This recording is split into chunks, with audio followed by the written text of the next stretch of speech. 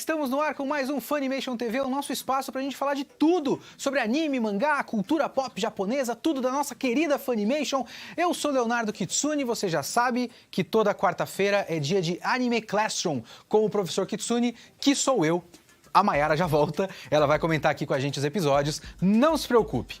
Nas semanas anteriores a gente falou muito sobre basicamente cultura e história do fandom no Japão, né? A palavra otaku, os otakus em si.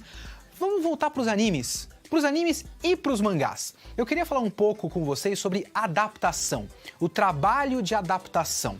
É um tema muito recorrente, é uma cobrança muito recorrente dos otakus, a questão da fidelidade ao original, os fillers e tudo mais. E eu acho que isso, às vezes, por conta do histórico das animações japonesas, acabou criando vícios, digamos assim, no público. E é isso que eu queria falar um pouco. É um pouco aula e um pouco editorial opinativo aqui do professor Kitsune, se vocês me permitem. Vamos lá. Os animes, eles têm um histórico muito grande de serem baseados em mangás. Pode parecer besta falar isso, mas é uma coisa que a gente tem que pensar um pouquinho também. O Osamu Tezuka, o nosso deus dos mangás, ele foi revolucionário para os mangás, mas ele também foi revolucionário para os animes. Ele foi o cara que basicamente inventou os macetes, as manhas, para viabilizar a animação na televisão. A animação é um negócio caro.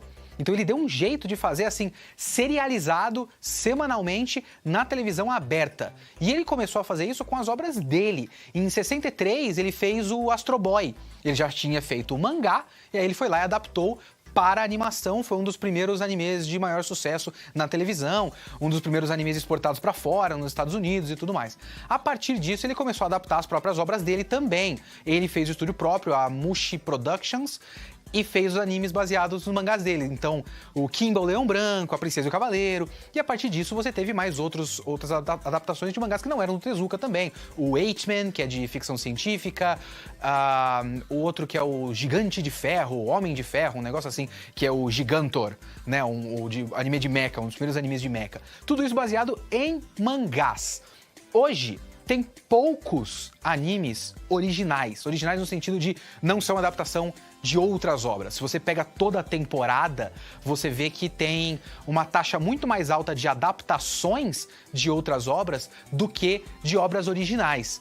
Os mangás têm, os animes, eles têm muitas fontes de material fonte, né? Tem mangá, tem light novel, visual novel, videogame, e assim, é mais barato, digamos assim, mais barato e mais garantido, na verdade, você adaptar uma outra obra que já tem a sua base de fãs e tudo mais, é menos arriscado. Você sabe que vai ter um público para aquilo, porque aquilo já existe. Você fazer uma obra originalmente para televisão, você precisa apelar para um público que não existe.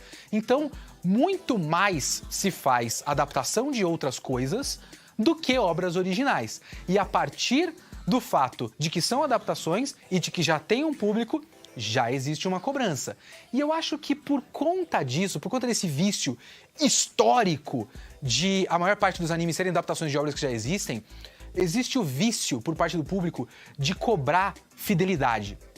Parece estranho dizer que isso é um vício, mas pense um pouco na maneira como você pensa.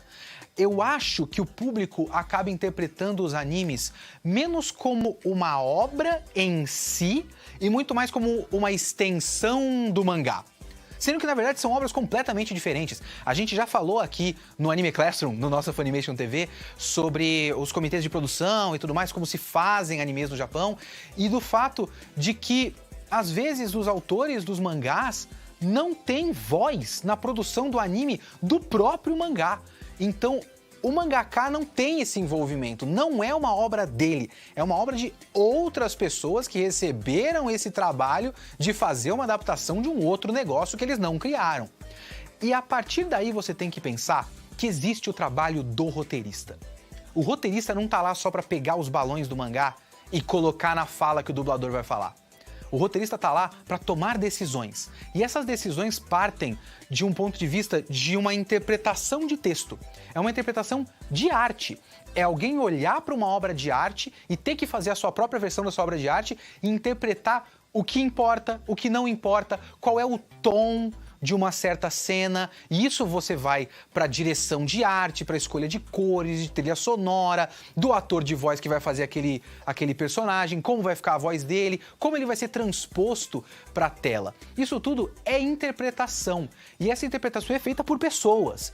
Vamos pegar aqui alguns exemplos de decisões de adaptação que às vezes optam pela fidelidade e podem ter consequências ruins, e às vezes optam pela não fidelidade e podem ter consequências boas. Vamos começar com My Hero Academia, o meu xodozinho. O primeiro episódio, os 2 primeiros episódios, na verdade, eu acho uma decisão acertada. E é uma decisão de fidelidade. Você pega o começo do mangá, ele tem, normalmente, mangás, principalmente da Shonen Jump e tudo mais, o primeiro capítulo é mais longo.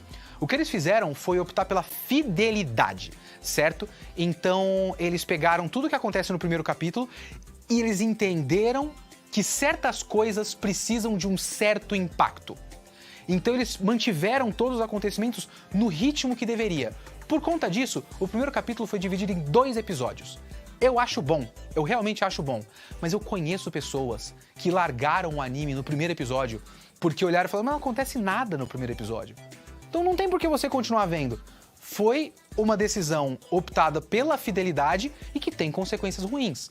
Agora, o Attack on Titan, pra mim, é um desses animes que optam muitas vezes por não ser fiel ao mangá, no ritmo da narrativa, nas escolhas da ordem dos acontecimentos, e são boas decisões. Pega, por exemplo, o arco do golpe de estado que a gente acabou de ver.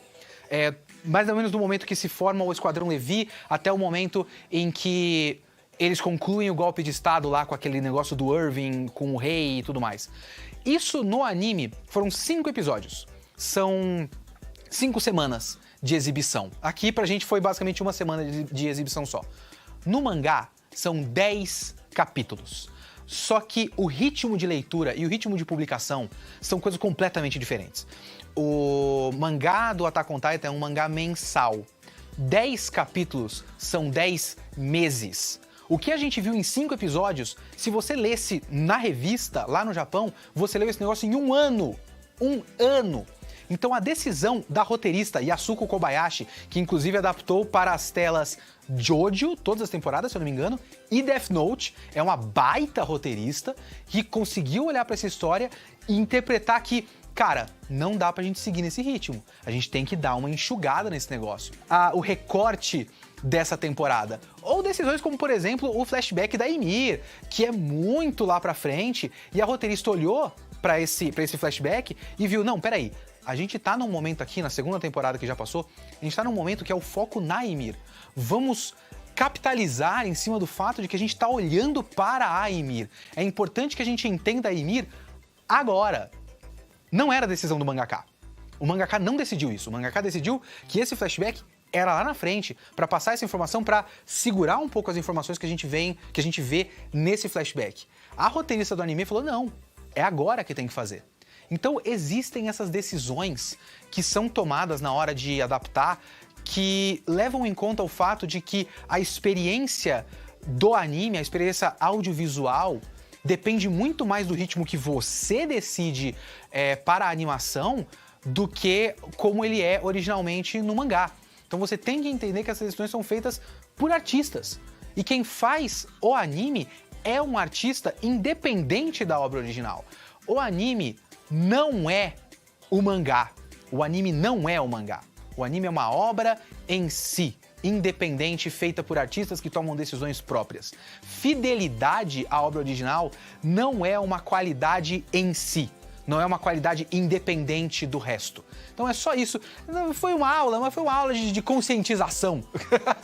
Pra você pensar um pouco no tipo de cobrança que você faz dos animes só porque você já gosta muito da obra original. Não quer dizer que tudo que está na obra original vai ficar perfeitamente transposto do jeito que está no original para as telas numa animação de 20 minutos semanais, certo? Então vamos para Attack on Titan, que eu acho melhor do que o mangá. E a gente já volta com Mai Fujikaki comentando aqui com a gente. Falou, gente.